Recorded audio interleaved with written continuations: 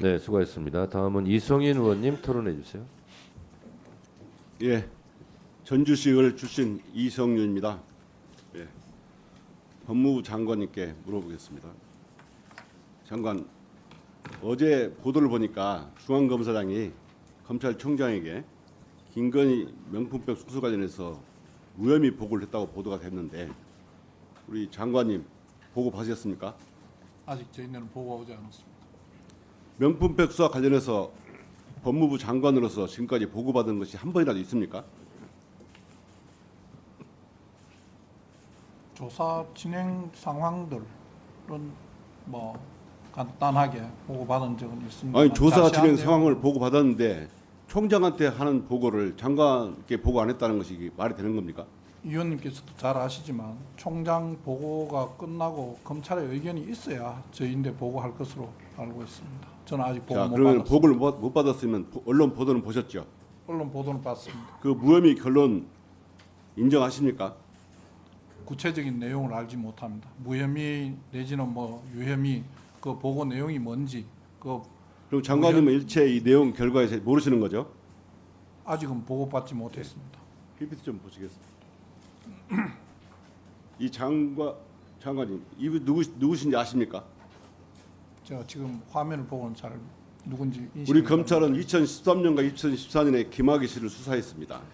우리 검찰에서 김학의를 김학의라고 부르지 못하는 바람에 김학의 성추행 사건에 대해서 무혐의가 됐고 우리 검찰은 2013년, 14년 이후로 김학의를 김학의로 부르지 못한 원죄 때문에 검찰이 가장 지옥스러운 사건이라고 부른 사건이 이 사건입니다. 그 결과 검찰은 끝없는 신뢰 추락의 나락에 빠졌고 오늘날에 이르렀습니다. 이번에 김건희 씨 수사와 관련해서 검찰에서 어땠습니까? 과거에 문재인 정부 시절에는 정부를 성토하는 2+2 글이 그렇게 많이 올라왔는데 이번에 김건희 이틀막 관련 사건에서는 수사, 검사 또 대검에 대해서 법무부에 대해서 글이 한꺼번에 올라왔습니까? 검사들이 자기들이 탄핵되자 방구석 엿보처럼 그렇게 많은 글을 올려내더니 지금까지 검사들은 뭔지 모르겠습니다. 장관, 김혜경 여사는 법가 10만 4천원에 소환당하고 재판에 넘겨 재판을 받고 있습니다. 그러나 김건희 씨는 명품백 사건 300만 원을 받아도 검찰이 소환 당해서 조사를 받고 있을 정도로 검찰의 비호를 받고 있습니다. 이 사건이 잘 되려면 저는 이렇게 생각합니다. 검찰이 정말 명예를 회복할 수 있는 2014년 이후에 명예를 회복할 수 있는 정말 절호의 기회였다. 우선 이 명품백 사건을 작년 12월에 배당됐을 때 형사의 일부가 아니라 반부패에 배당해서 수사를 하도록 해야 되겠고 그 다음에 바로 아크로비스타와 용산 대통령실을 압수수색해야 됩니다. 그리고 계좌 추적을 했어야 맞습니다. 그리고 박근혜 전 대통령도 현직 시절에 소환조사했는데 김건희 씨도 당연히 검찰청으로 소환조사하고 그 과정도 공개해야 했다고 봅니다. 저는 결국 이 김건희 씨 명품백 수사는 과정도 정의롭지 못하고 결과도 봐주기 수사로 끝났습니다. 이런 식으로 결정이 난다면 결국 검찰은 앞으로 법치주의를 논할 입에 담을 수도 없는 조직이 되었고 살아있는 권력도 수사할 수 없는 폐지 대상이 되는 기관이 됐습니다. 저는 이런 검찰이 계속된다면 폐지돼야 생각합니다. 오직하면 검찰 내부에서조차 윤석열 전 검사가 명품백 사건을 수사했다면 기소하는 것이 맞다. 알선수재 변호사법위반으로 기소하는 것이 맞다라고 하는 사람도 있습니다. 장관, 지금이라도 결정이 안 났다면 수사지휘권을 발동해서 재수사 명령을 해야 하는 거 아닙니까? 의원님께서 말씀하신 내용 중에 사람에 따라서 결론이 달라진다는 건 저는 동의하지 않습니다. 그리고 뭐 수사 지휘권 문제는 제가 인사청문회 때부터 지금까지 할 생각이 없으신 거죠? 부분인 자, 검찰총장에 대한 수사 지휘권은 올해 법무부 장관이 이번 하지 않는 게 맞다고 알겠습니다. 이번 월요일날 저희 법사위원들이 서울구치소를 방문해서 저희가 구치소 장시호 씨가 구치소에 나가고 들어온 시간을 탈락했습니다. 그때 소장 발언이 3년이 지나서 날짜만 보존되고 출정 시각과 찬소 시간 사라진다고 했습니다. 그런데 이렇게 민사 기록에 버젓이 이럴 때 노동 관계자가 서울구치소 개혁이 정말 잘했다 이렇게 말에 분명했다고 합니다. 장관 여기서 보고한 일 있습니까? 지금 위원님께서 말씀하신 제가 보고받은 내용의 어느 부분은 서울구치소 예. 소장의 개혁이 정말 잘했다 라는 취지로 격려했다고 그러는데 장관 여기에서 보고받거나 지시한 적 있습니까? 서울구치소장의 대응에 대해서는 제가 뭐 별도로 격려를 한다 이런 게 아니고 뭘 한 기억이 없는 것 같은데 그 뭐 교정본부장이 무슨 보고한 적 없습니까? 진행 상황에 대해서 어떤 현장 검증이 이루어졌다는 내용은 보고받았습니다. 예? 네, 마무리해 주시죠. 그러니까 현장 검증 이루어진 과정은 보고받았습니다.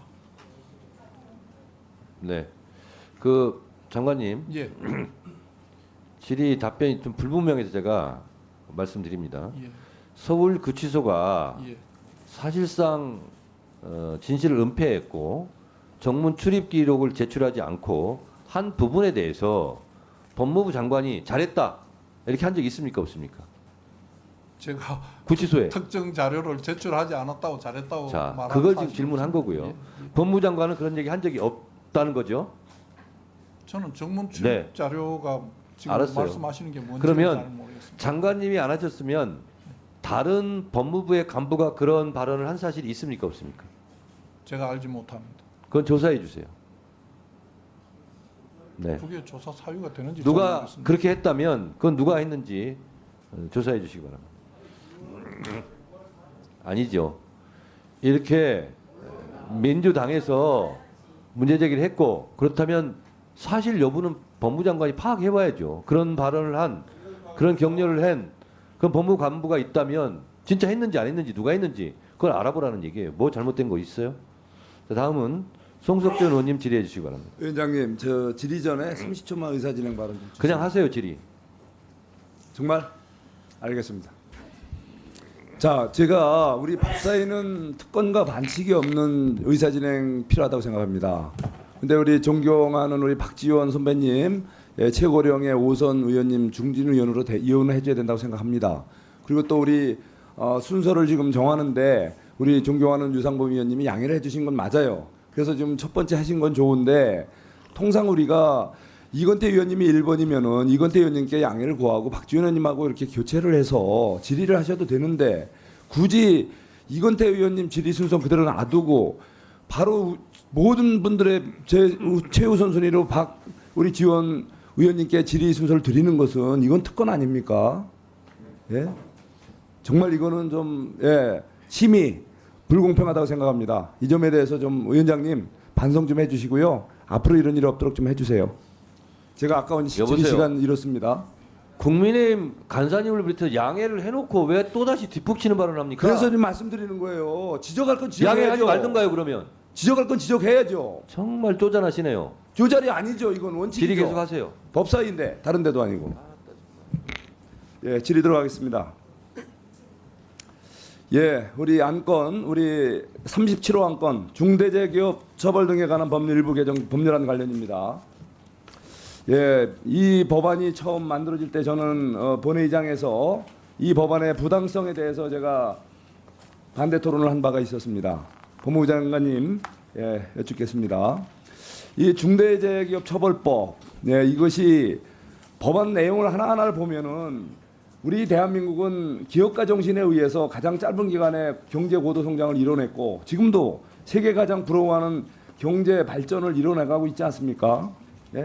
기업인들의 사기를 높이고 기업인들의 위험을 감수하면서라도 일자리를 만들고 새로운 미래 먹거리를 만들어가는 그 기업들의 경영 활동을 지원하고 그런 좋은 경영 환경을 만들어줘야 대한민국의 미래가 있는 거 아니겠습니까?